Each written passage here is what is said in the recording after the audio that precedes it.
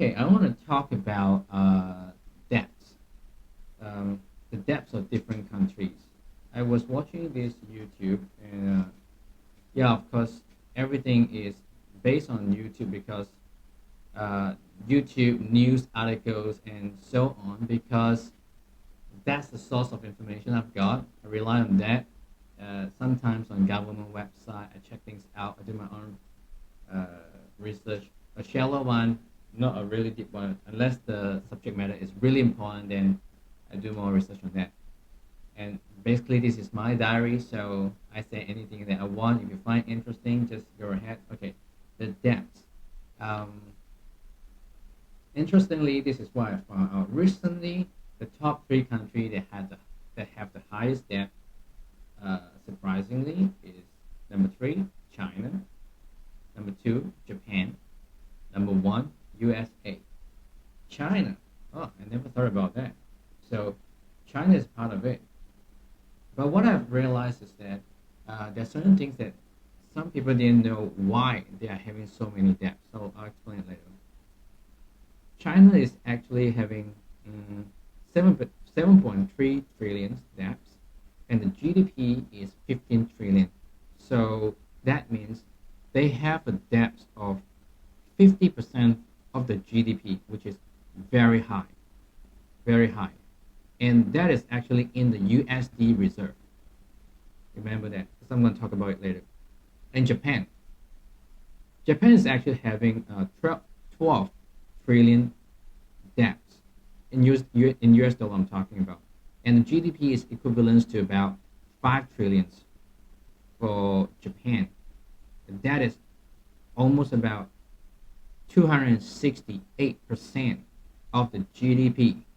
That is, they are printing money more than what they can pay back, and they are looking into the future generations to pay back for what they have been spending right now. 268%. Think about that. If you're making 3,000 a month and you have a debt of 6,000 a month every month, what's that like? Well, this is talking about year. So say you have you're making 120,000 a year, for example, and you have 240,000 debts every year. How's that like? How do you pay the back? How? Because that 240,000 is inclusive of what you have been earning as well, and you have such a big debt, and I don't know. Okay, I don't know how you figure it out.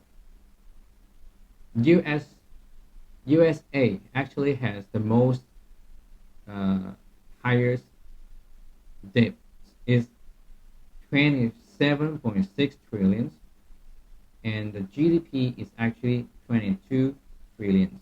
That is, they're forming about 105% of the GDP. The debt is actually 105% of the GDP. As much as I know, from Obama's time, the the debt level just keep going up higher and higher. And when it comes to Donald Trump actually accelerated it.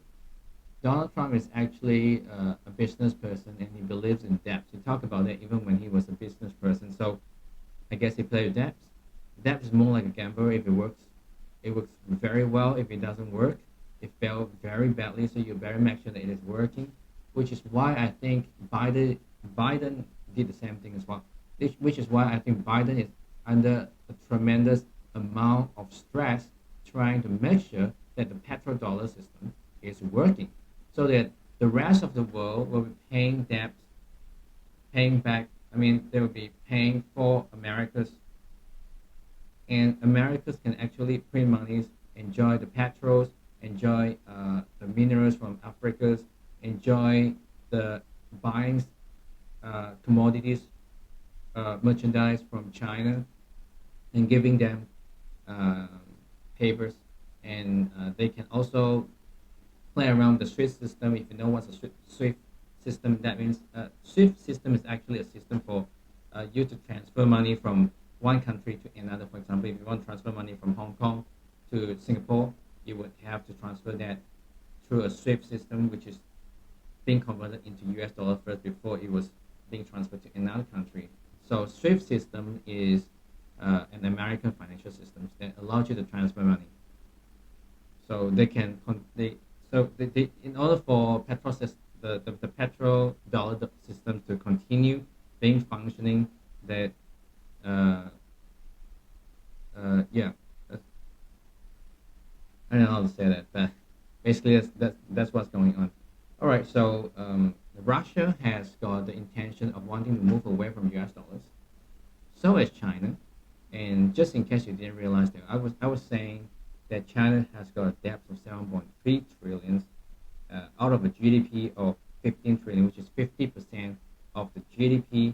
And actually, they've been having debts on the US dollars reserve. Yes. So they are trying to get rid of the US dollar reserve. And as a matter of fact, China is not printing any money out of the yuan reserve.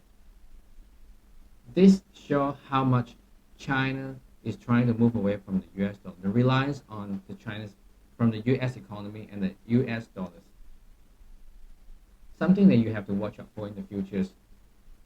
Some people even joke about this, saying that if you travel around the world, would you potentially be carrying yuan instead of US dollars? I personally think yes. It's gonna come to that days, but tomorrow, no. Next year, no. Within 10 years, no. Not that quick. But it's coming. It's coming. It might be faster than you think.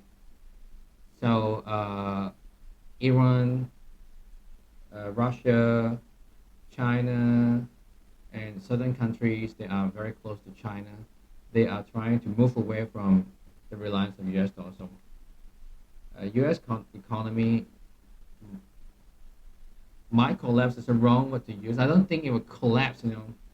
Collapse is a big word, like Great Depressions for a long time. No, it's just not going to be the superpower country. That's all. So things is going to change. That's all. But it's not going to be like a sudden collapse. People are going to die. But with the COVID situation right now, I think the world has been experiencing a lot of financial stress, which is why a lot of countries are trying to open up. If you're following UK, Singapore, they're going to open up and they're going to stop the COVID count, uh, something new. But I'll talk about that next time. The debts to be paid back by the future generation, talking about Japan here, is more like a very serious issue. So, petrodollars packed with the petrol, but as green energy is coming along, and China being uh, the greatest green energy technologies producer in the world, they are actually producing 50% of all the green technologies and the device and the infrastructures. They actually capture 50% of the whole world's consumption. 80% of what the US has been using for their green technology is also being produced from China. Just so that you know that. Now, this is basically what I want to talk about in my diary, and I try to make it as simple as possible so that my son can also understand. He is 13 years old, very cute. Uh, he forced me, literally, he forced me to run this show so that I can do something alongside with him. And I really hope that this is going to work out and I can have a diary to express myself from time to time. Um, if I get more topic, I might increase the frequency of the YouTube. If not, then I'll keep it the way it is. Give it a like. So if you resonate with me, thinking that what I'm doing with my son is something interesting, give me a like, because that will really encourage me to carry on. And yeah, next time I'll talk about what I've learned about COVID. I'm not an expert.